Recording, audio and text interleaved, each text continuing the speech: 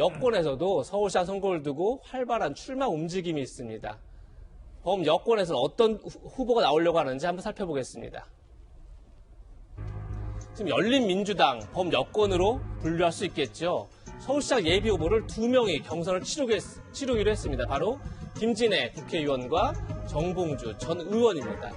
근데 다만 의문이 하나 있습니다. 정봉주 전 의원은 지난 2018년 서울시장 선거 때도 출마하려다가 당시에 성추행 의혹이 휩싸여서 출마를 포기했었는데 그 의혹과 관련해서 오늘 27일에 2심 선고가 있다는 겁니다. 정 의원은 이런 얘기를 했습니다. 민주당과의 당대당 통합이 최우선이다.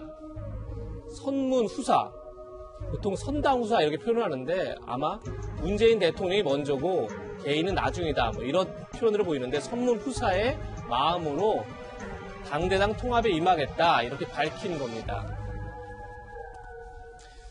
김수경 박사님, 글쎄요, 그러니까 정봉주 전 의원이 뭐 출마를 하겠다, 1심에서도 이제 무죄가 받았고 그렇기 때문에 뭐 큰 문제 없을 수 있다 하시지만 또 아직 2심 재판이 남아있는 상황에서 이번 서울시장 보궐선거 자체가 박원순 전 시장이 어떻게 보면 성추행 의혹 때문에 이제 만들어진 선거인데 과연 본인이 출마하는 게 적절하냐 이런 논란이 있을 것 같아요. 어떻게 보십니까? 좀 부담스럽죠. 일단 그 소송이라는 것 자체가 성추행권 자체에 대한 소송은 아니고요. 그 성추행을 보도했던 그 언론과의 소송이거든요. 근데 그 과정에서 당연히 성추행이 사실인지 아닌지도 이제 재판부가 여러 가지 판단을 하고 있지만 어쨌든 이런 성추문으로 인해서 그 공석이 발생한 이 서울시장의 자리에 어쨌든 성추행 의혹이 있었던 사람을 그 후보로 낸다는 게 좀 아이러니한 대목이고요. 이제 만약에 이제 김진애 의원과 그 경선을 해서 만약에 정봉주 의원이 뭐 후보가 된다고 하면 그러면 이제 더불어민주당하고 이제 뭐 여권 통합이나 이런 것들을 이야기해야 될 텐데 여권의 입장에서도 굉장히 부담스러울 것 같아요. 이분과 통합을 하게 되면 어쨌든 정봉주 의원을 안는다는 의미인데 뭐 강성 친문 지지자들에게는 뭐 이렇게 호응이 있을지 몰라도 약간 그 중간 지점에 있는 사람들에게는 굉장히 갸우뚱한 대목이 될 수 있을 것 같아서 이래저래 좀 정봉주 의원이 나오는 것 그리고 그가 만약에 경선에 승리해서 뭐 더불어민주당과 통합을 하는 것 이런 과정 자체가 굉장히 여권에는 좀 부담스럽게 작용하지 않을까라는 생각이 듭니다. 네, 정봉주 전 의원은 조만간 이제 서울시장 출마를 아마 선언할 것 같은데 지금 예비후보 경선을 앞두면서 먼저 한 얘기가 민주당과의 당대당 통합입니다. 그러면서 선문후사다 이렇게까지 표현을 했는데 지금 여권에서도 범여권에서도 단일화 움직임이 진행되고 있습니다. 그 목소리 한번 들어보시죠.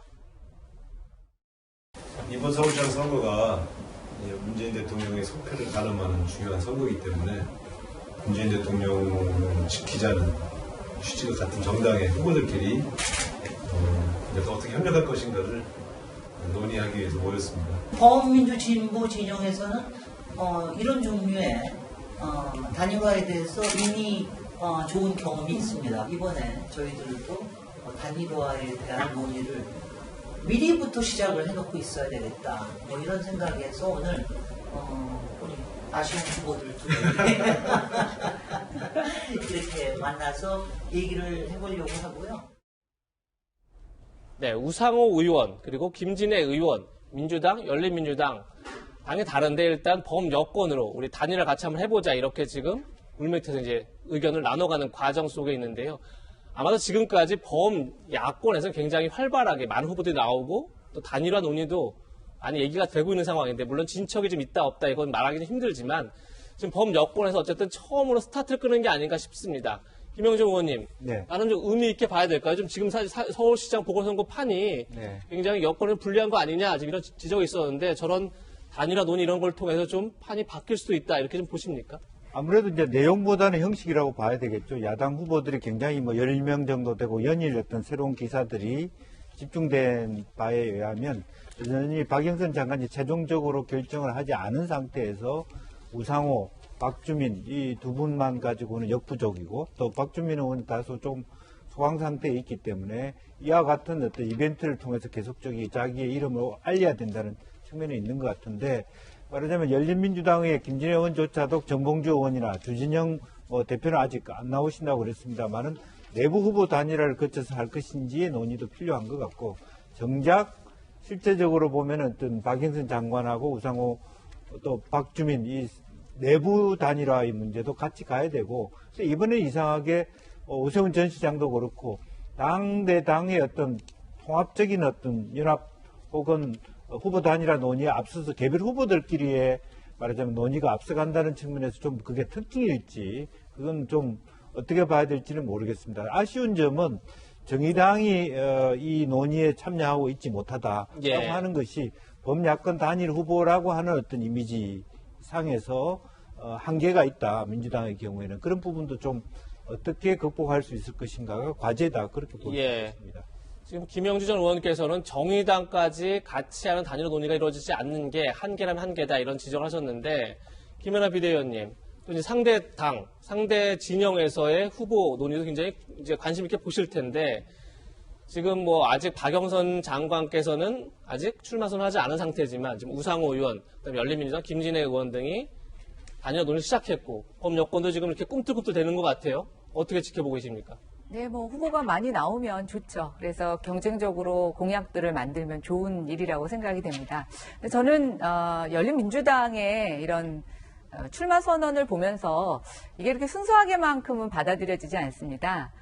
열린민주당은 저는 뭐 사실상 민주당이라고 보고 있습니다. 작년에 선거법에 의해서 이제 위성정당이라는 명칭이 붙었었죠.